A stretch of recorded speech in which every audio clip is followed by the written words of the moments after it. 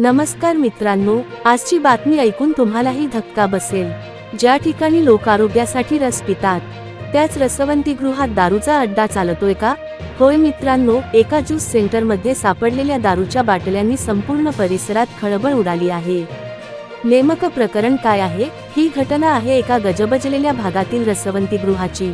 दिवसभर उसाचा रस, संत्र्याचा रस, मोसंबीचा रस विकणाऱ्या या दुकानावर अचानक काही नागरिकांना संशय आला, कारण रात्री उशिरापर्यंत दुकान उघडं, काही संशयास्पद ग्राहक आणि दुकानाच्या आतून येणारा दारूचा वास।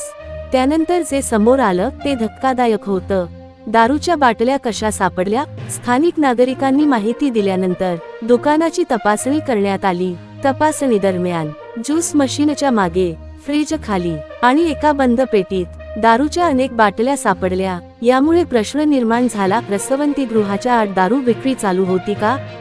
कायद्याने काय गुन्हा ठरतो? मित्रांनो, परवान्याशिवाय दारू साठवणूक किंवा विक्री हा गंभीर गुन्हा आहे। विशेष म्हणजे सार्वजनिक ठिकाणी, आरोग्याशी संबंधित दुकानात आणि तरुण वर्ग येणाऱ्या ठिकाणी असा प्रकार झाल्यास कडक कारवाई होऊ शकते।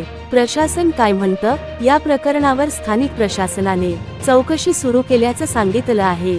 दुकानाचा परवाना तपासला जातोय। दारू कुठून आली याची चौकशी, संबंधित व्यक्तींवर गुन्हा दाखल होण्याची शक्यता।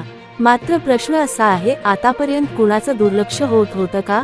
या घटनेनंतर नागरिकांमध्ये प्रचंड संताप आहे। लोक म्हणतात, आम्ही आरोग्यासाठी रस पित होतो आणि मागे दारूचा धंदा चालू होता। विशेषतः पालकवर्गामध्ये भीतीचं वातावरण आहे।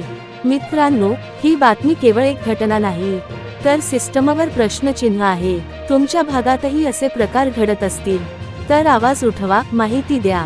अशाच धक्कादायक आणि सत्य बातम्यांसाठी व्हिडिओला लाईक करा आणि चॅनलला सबस्क्राईब करा।